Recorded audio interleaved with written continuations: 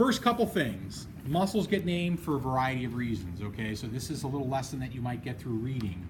Muscles take on names of bones that they're near. They take on names of shapes, okay? They take on names of actions and other names as well, okay? So if you look at this muscle back here, its origin is along the spinous processes of the vertebral column. It then inserts up here on the head and inserts on the scapular spine and acromion. If you look at the outline of the muscle, it looks like a four-sided figure. It has a long base, and then it angles in, and then it has a top. Okay, I can draw this if you'd like. It's a four-sided figure. That is a geometric shape called a trapezoid. So, so the muscle name is trapezius. Okay, all right. In Latin, rectus means straight. Here is the rectus abdominis muscle. It's these four bellies on each side. By the way, the thick portion of the muscle is referred to as its belly. Okay? When you look at the rectus abdominis, you will see the fibers are all oriented in the same direction. They're all straight oriented. That means that we have fibers oriented in a straight direction, rectus, and it's in the abdominal area, rectus abdominis. So, for a lot of our muscle names, there is some logic to it. Not all, but a lot. Okay? So, let's go ahead and start with let's go with the eye first, okay? Once again, as Robert pointed out, these are extrinsic eye muscles. Here is your nasal bone. This is medial, this is lateral. You do need to know orientation to get your muscle names correct. Our muscles oftentimes fall out of position. Okay, these models get used a lot, so they may not always be in the right position. Okay, so the eyeball has 6 muscles that control it. One above, one in a pair immediately below. One here on the side, and another one in a pair immediately on the other side. These muscle fibers have their origin down here in the optic foramen or canal, and then they insert on the eyeball. The fibers are more or less straight in orientation. These 4 muscles, above, below, side, and side, are called rectus muscles. So then it's just a matter of where they located.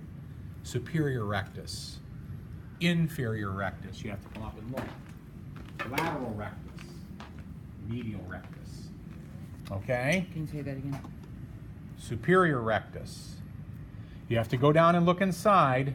Inferior rectus, the pair, the antagonist. One elevates, one depresses. The lateral rectus, right there. And then the medial rectus, right in here.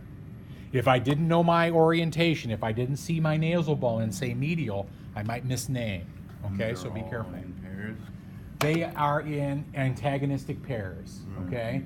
So where one moves the eye that way, the other one pulls it back, okay? And of course they work together. The other 2 muscles are going to be called oblique muscles, primarily because of how they insert on the eyeball. The easiest one to see then is the tendon of the superior oblique that we see right in here. Notice we're on the orbit wall. We're on the inside orbit wall here, okay? There is a device which is not shown on your pink sheet.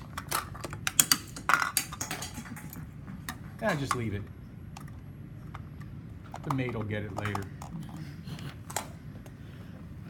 This muscle, while it runs along the interior orbit wall, okay, and seems to look a lot like a rectus muscle, it has a device that it passes its tendon through, and so the tendon then inserts on the eye in the transverse plane, okay, or actually better more the coronal plane, okay?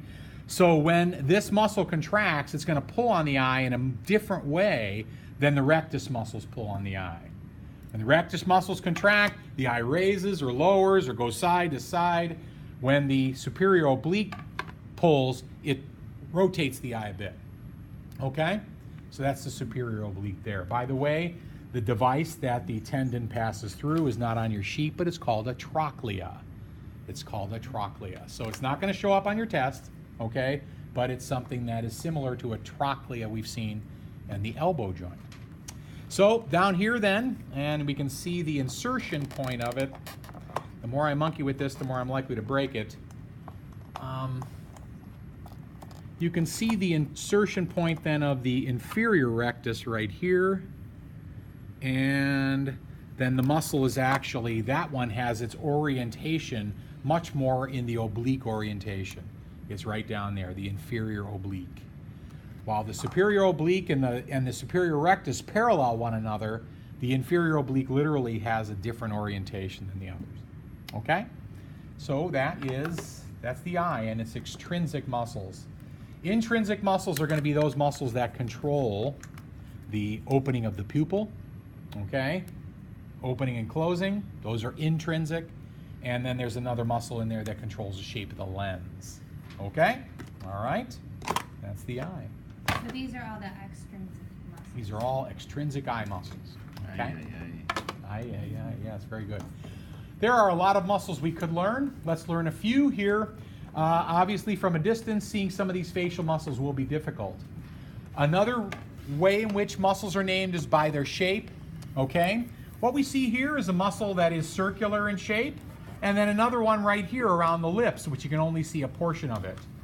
Muscles that are round like this, okay? And you can see here, this one is completely round and surrounds the eye. It's called an orbicularis muscle, okay? Orbicularis. And so then it gets the name as to what body part it surrounds. This one here is orbicularis oculi. And this one is orbicularis oris. Okay? Now the oris, or let me give you the oculi. On this model, the orbicularis oculi has a number 10 on it. Now I will warn you to be careful about memorizing muscles by number and then looking for numbers on the models. I oftentimes make the mistake of covering those numbers during the test. Okay? This one has a number 13 on it, and while we only see a portion of it, this is the orbicularis oris. Okay? We have then muscles of the cheek here. These are really tiny. My apologies. We have, I think they're still on the list. Let me just double check. If I did tick them off.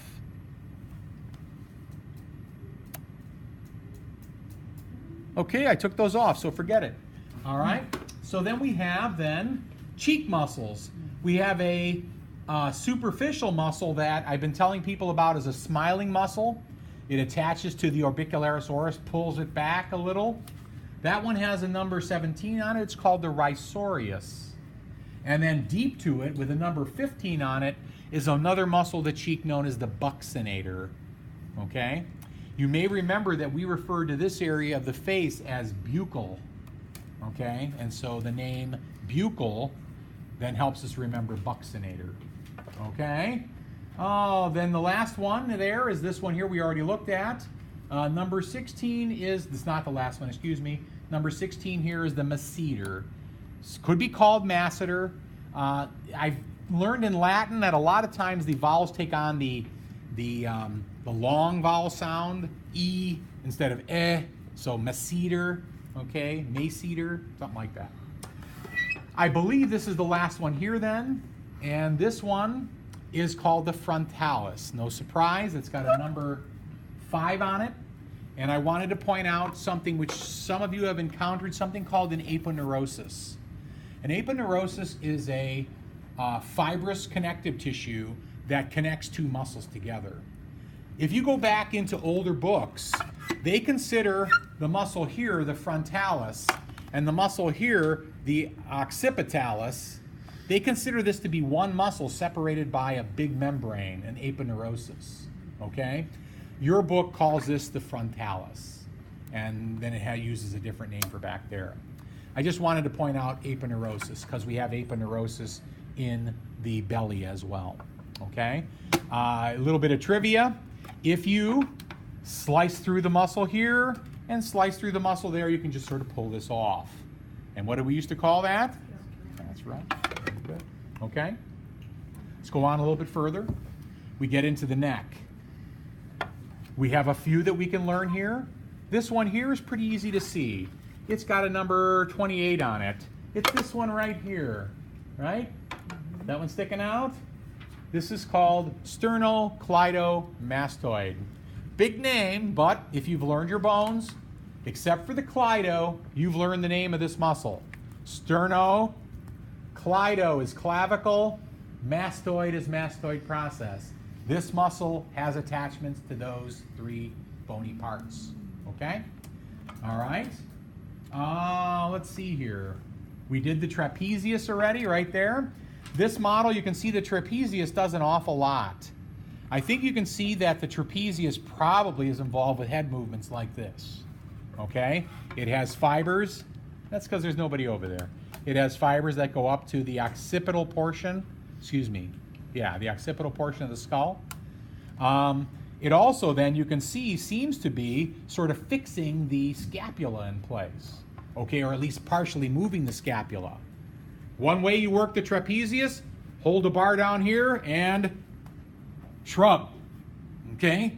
You pull up on the scapula with the trapezius and then you build these big things right here that get people excited. All right?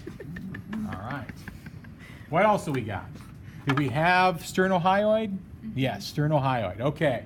So, I wanted you to be able to see the hyoid on this model, and so I put a muscle on there that attaches to the hyoid.